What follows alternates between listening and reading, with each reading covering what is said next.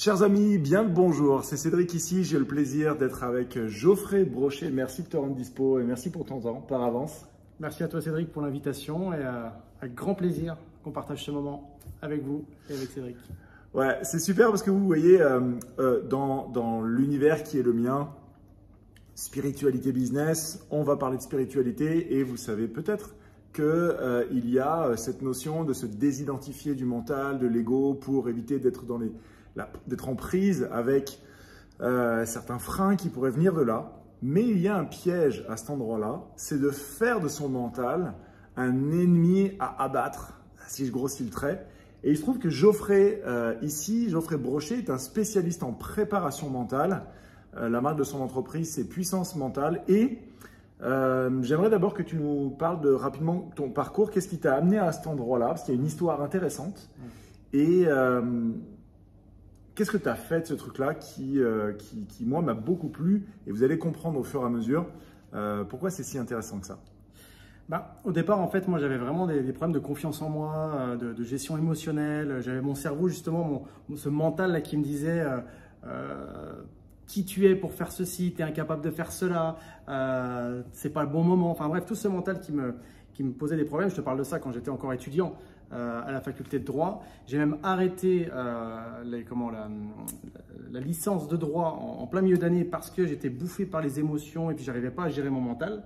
Donc là, à ce moment-là, j'ai commencé, donc j'avais une vingtaine d'années, j'ai commencé à chercher des outils à droite, à gauche pour pouvoir comprendre comment ça fonctionnait et puis pour pouvoir gérer ce fameux mental.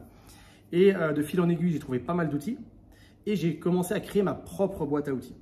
Okay. Et par la suite, moi, j'avais justement besoin aussi de me tester un peu dans le sens de comprendre un peu comment je fonctionnais, un peu comment fonctionnaient aussi les autres. Et là, je me suis dirigé vers le métier de policier. Pendant 15 ans, j'ai été fonctionnaire de police. Pendant 10 ans, j'étais en unité opérationnelle. Donc sur le terrain, gérer des situations très compliquées, très difficiles. Et après, tu t'es challengé quoi, parce que la gestion du mental, tu es allé chercher des situations. Oui, c'est ça. Ouais. C'est-à-dire que là, moi, quand j'étais policier pendant 10 ans en unité opérationnelle, quand tu vas chercher des voyous, des braqueurs le matin à 6 h avec l'équipe d'assaut, là, à ce moment-là, tu as ton mental qui est justement soumis à rude épreuve avec tes émotions. Et là, à ce moment-là, tu risques ta vie. Donc, si ton mental, il te dit, il t'emmène dans des mauvais endroits, là, c'est pas bon. Il faut justement rester focus. Il faut rester sur la mission et pas se laisser distraire sur l'extérieur. Donc là, voilà, ça m'a permis vraiment d'être sur le terrain et de tester énormément de choses.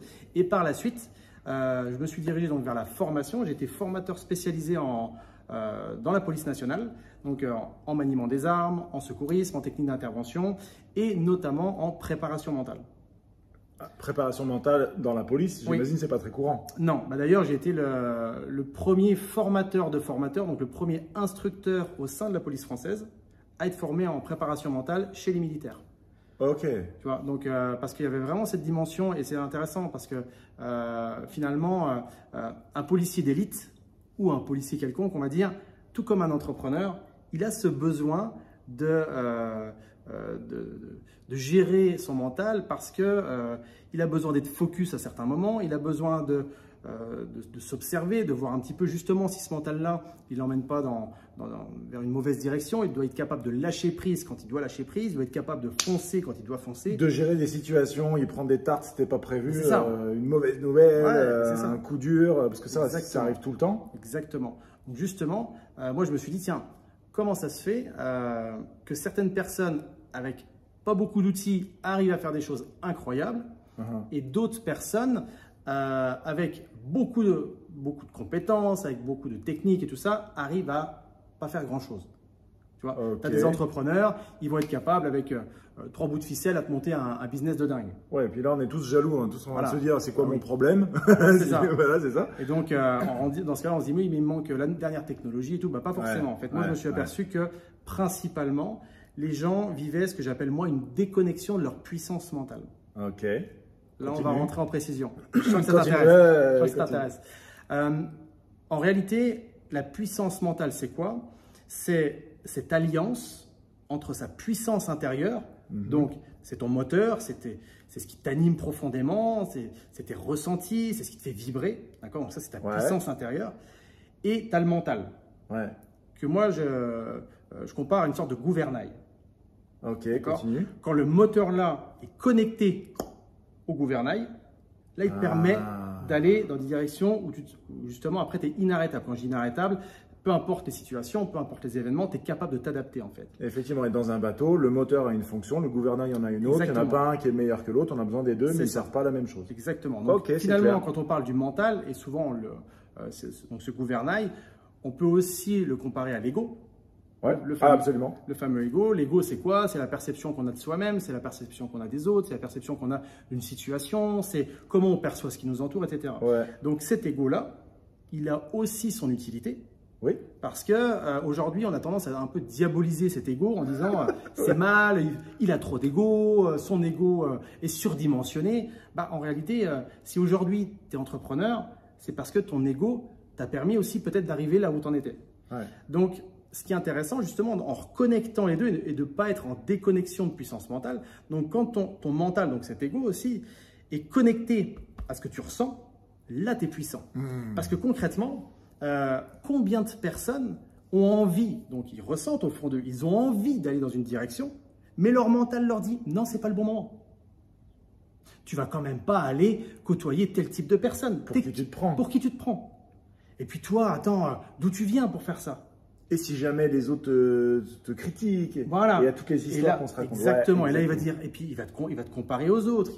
Il va commencer à porter son focus justement sur les choses négatives. Et là, du coup, il y a une distorsion entre ce qui se passe, enfin un écart plutôt, une séparation entre ce que tu as envie. Oui, mais moi j'ai envie d'y aller. Il y a cette part à l'intérieur de toi et ton mental qui dit non, c'est pas le bon moment. Je suis sûr que ça vous parle parce que là, je pense qu'on est tellement nombreux à avoir senti la présence de ce truc. C'est je sens que je suis capable, que c'est possible, machin. Mais putain, pourquoi j'y arrive pas? Parce que dès qu'on veut passer à l'action, dès qu'on veut poser des actes, ça bloque. Bing, il y a le mental. Oui, bah parce que c'est comme quand tu connectes avec un interrupteur, boum, ça marche. Ouais, c'est ça. Et là, tu es déconnecté. Et cette déconnexion, ça va occasionner du stress, ça va avoir un impact sur la confiance en soi, ça va avoir un impact sur la frustration. Et même certaines personnes qui ont cette déconnexion, elles vont dire, mais je passe quand même à l'action. Mais ça va être dans des actions qui vont leurrer leur cerveau. Exemple, et tiens, il me manque ça, je vais faire une formation. Alors que cette formation, concrètement, elle ne te sert à rien. Alors là, je reprends. En fait, j'ai connu Geoffrey le week-end dernier. On était à Paris pour l'Académie Zéro Limite. Geoffrey était sur scène. Donc, c'est un des speakers de Martin Latulippe. Et tu nous as pris l'exemple de Michel. Ouais, c'est ça. Ah, ça m'a tellement parlé. Tu veux leur avec plaisir, avec plaisir. Alors, je vais pas mimer comme sur scène, mais en tout cas. Tu veux faire la version courte? Ouais, c'est ça, on va faire la version courte. En fait, Michel, c'est une personne qui était hypnothérapeute avec moi. Donc, il y a de ça à peu près 8 ans. Et Michel, il y a 8 ans, il rêvait d'être hypnothérapeute. Il rêvait d'ouvrir son cabinet, il rêvait de créer son entreprise. Et puis, quand il en parlait, il avait des étoiles dans les yeux. Et puis, Michel, je ne l'ai pas vu pendant un certain temps. Et je l'ai revu quelques mois en arrière. Et là, je lui dis, bah alors, qu'est-ce que tu deviens? Et je lui dis, où est-ce que tu en es dans ton cabinet d'hypnothérapie, ta création d'entreprise et tout ça? Et là, il me dit, non, mais Geoffrey, c'était un peu compliqué, parce qu'il avait un job, en fait. Il me dit, non, mais c'était un peu compliqué, et puis, mais j'ai fait plein de choses en attendant. Mais moi, je me pose la question, plein de choses, est-ce que tu as accompagné des gens, en fait? Il dit, je me suis formé en EFT, je me suis formé en mindfulness, je me suis formé en sophrologie, enfin bref, il m'a sorti le papyrus, il a tout déplié, en fait. Et attention, je ne dis pas que ces formations-là sont inutiles. Voilà, je me forme chaque année bah, comme toi, on dépense des milliers d'euros dans les formations, mais la vraie question, c'est est-ce que c'est utile? Et là, en fait, Michel me disait, mais là, je vais faire la dernière formation. La dernière, celle qui va m'aider à passer à l'action. Et en fait, il a fait une formation avec Mike Horn, l'aventurier, parce qu'il avait cette croyance de se dire, Mike Horn, qui lui passe à l'action, il a les clés pour m'aider à passer à l'action. Bah, Michel a fait la formation de Mike Horn, mais ça ne l'a pas aidé à passer à l'action, en fait. Ça a créé pour lui un effet de dopamine, parce qu'il s'est dit, tiens, j'ai trouvé la solution. Et il s'est dit, parce que son mental lui a dit, c'est la solution pour aller vers tes rêves. Donc, pendant un instant, il était connecté, donc il était animé, il se sentit inarrêtable en allant vers cette formation.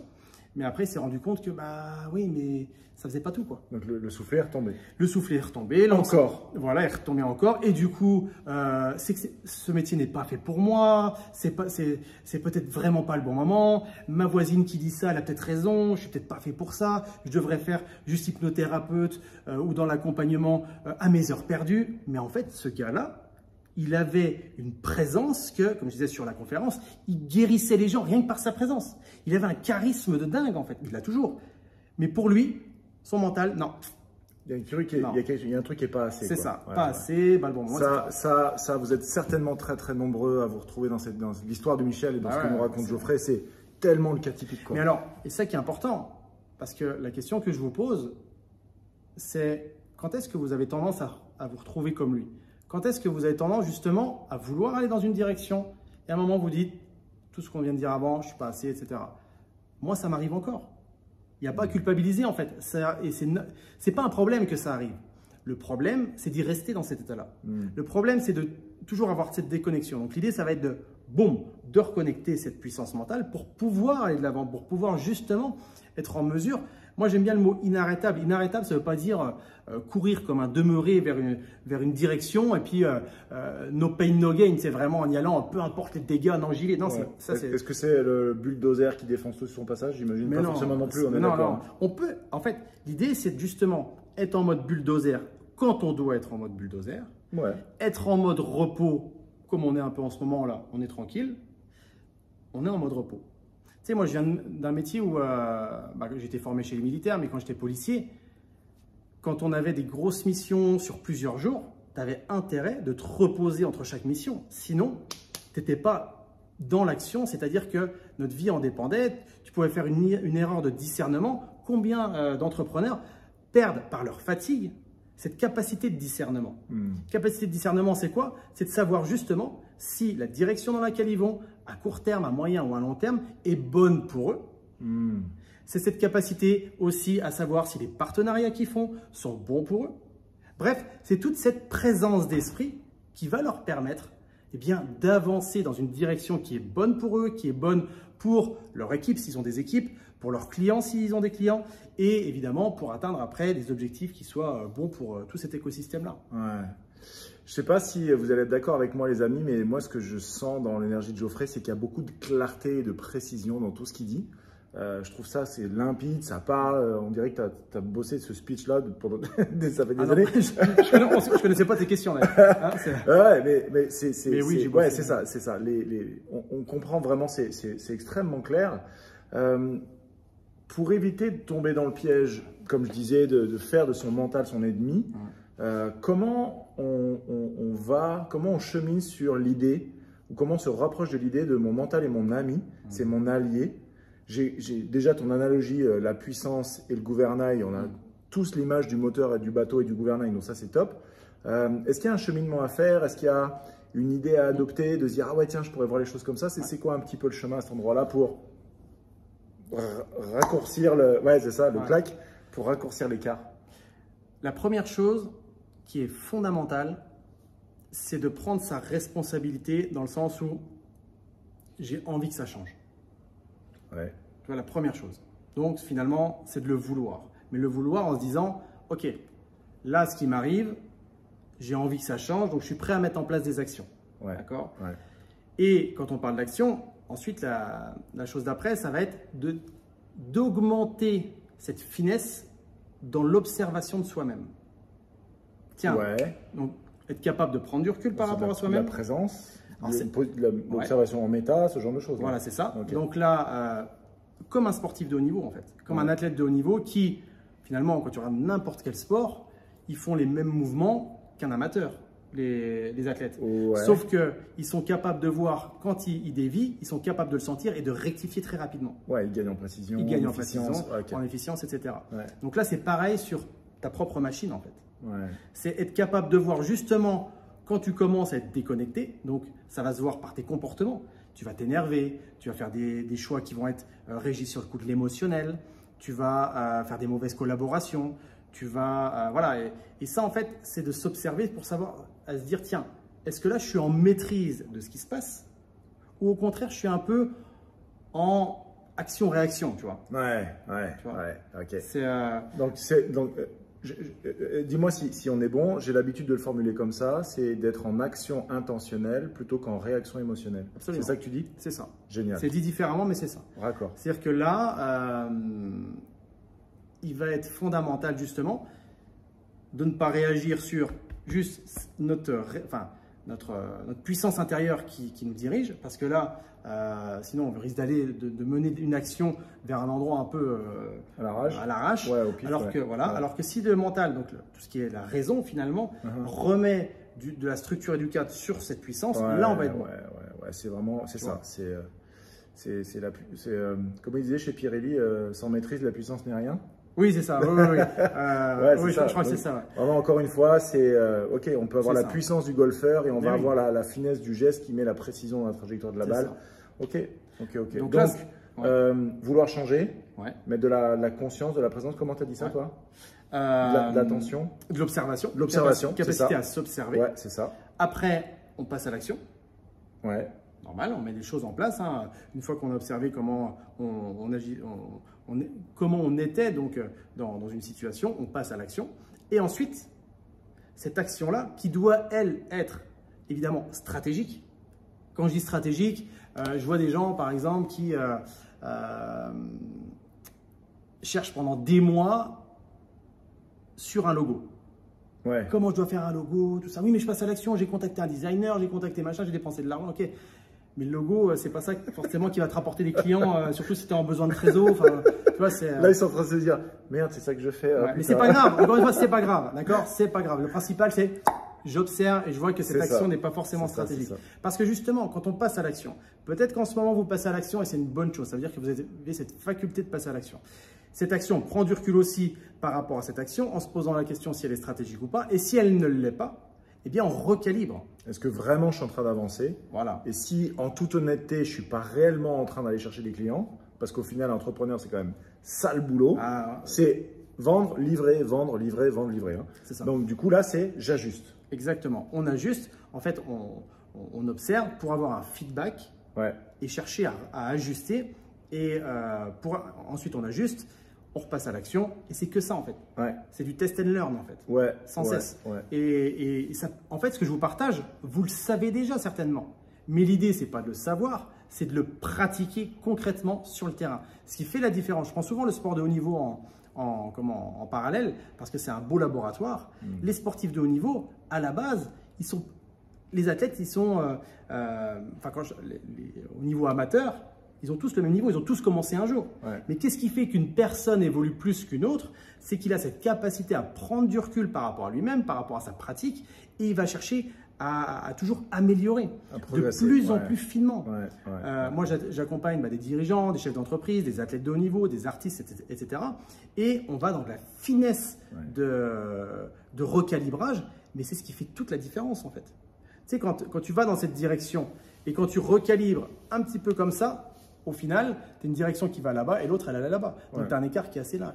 À long terme, l'écart devient de plus en plus massif et ça fait toute la différence. C'est clair. On est en ce moment encore en Espagne. On vient de sortir de l'immersion du cercle d'excellence avec Martin Latulippe, avec Geoffrey notamment et une trentaine d'autres personnes. C'est vrai que les sujets qui sont abordés ici, c'est un mastermind de haut niveau. Il y a plusieurs multimillionnaires dans l'assistance qui sont assis sur les mêmes chaises que nous, à écouter les mêmes trucs que nous. Et c'est rarement des espèces de stratégies méga pointues, mais c'est revenir aux bases, revenir aux bases et revenir aux bases. Voilà, mais c'est ça. Mais c'est parce que c'est toujours les basiques. Sauf que quand tu avances, tu en oublies les basiques. Donc, tu reviens sur les basiques, tu dis, OK, qu'est-ce que j'ai oublié? Qu'est-ce que je peux améliorer par rapport à ces fondamentaux? Et le faire simplement. C'est ça. Ça, c'est puissant. Parce qu'on ne le dit pas assez, c'est vrai que le sport de haut niveau, c'est réviser les fondamentaux, les gestes de base, Et un entrepreneur, finalement, il y a quelque chose comme ça, quoi. Donc, merci de le rappeler, très intéressant. Donc, tu dis que tu accompagnes individuellement des chefs d'entreprise, des artistes, des capitaines d'industrie, des athlètes. Je crois aussi que tu formes des praticiens. Alors en fait, moi j'ai deux activités principales, enfin un peu plus qu'il y a maintenant les conférences et tout ça, mais on a l'école de coaching en préparation mentale. Donc ça, c'est pour former des coachs? On forme des coachs en préparation mentale.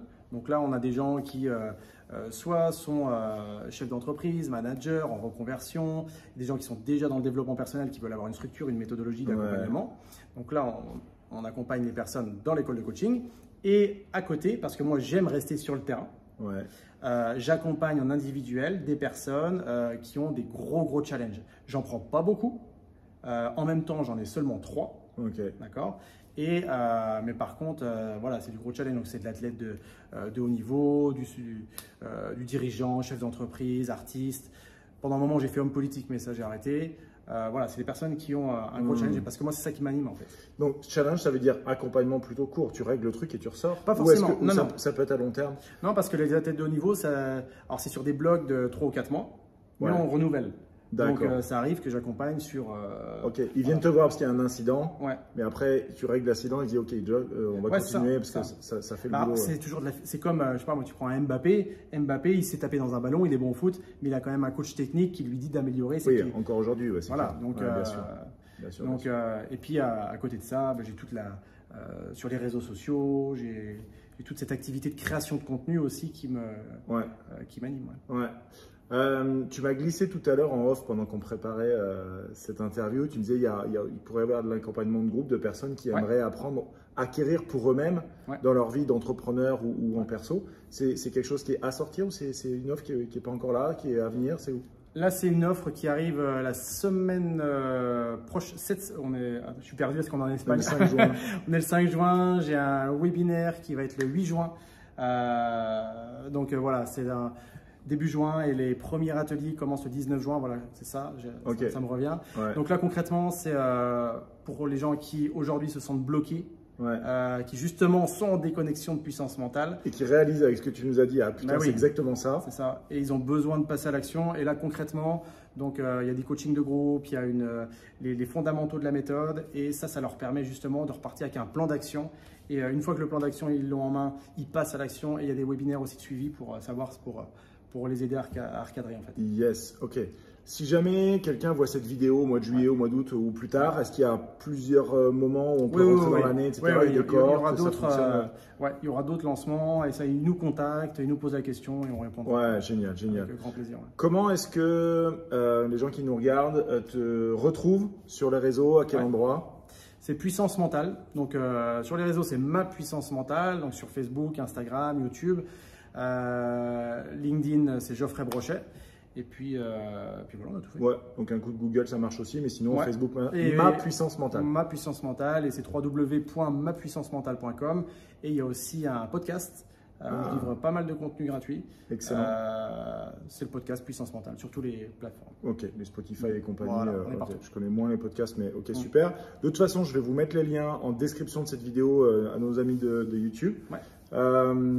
Incroyable. Moi, franchement, il y a un truc qui me plaît énormément dans l'énergie de Geoffrey, c'est qu'on sent le formateur de la police, de l'armée, du coaching de haut niveau, etc. Donc, vous avez senti son énergie qui est différente de la mienne. Je pense qu'il y a une super complémentarité dans l'approche. Et si vraiment vous sentez que son énergie vous appelle plus que moi, enfin plus que la mienne. C'est complémentaire de toute façon. Des fois, il y a des gens qui ont besoin d'une énergie un peu différente. Il y a des gens et c'est pour ça d'ailleurs, c'est ça qui est intéressant, c'est quand j'accompagne des gens, des fois ont besoin justement de l'énergie plutôt dynamique et d'autres une énergie plutôt tranquille, basse. Et c'est important aussi d'être en capacité de s'adapter. Parce que parfois, en fonction, même pour une même personne, en fonction des moments, ils ont besoin des choses différentes. Ouais, c'est ça. Nous, on a passé 4 jours avec une Sonia Zarbatani et un François Lemay qui nous ont fait qui étaient les polarités extrêmes. Donc, ça, c'est cool. Merci beaucoup pour ton temps. C'était super clair. J'ai adoré. Avec plaisir, merci à toi. Infiniment. Et les amis, prenez soin de vous. Les liens sont juste en dessous si vous retrouvez Geoffrey. Prenez bien soin de vous et on se retrouve bientôt. Ciao. Bye tout le monde.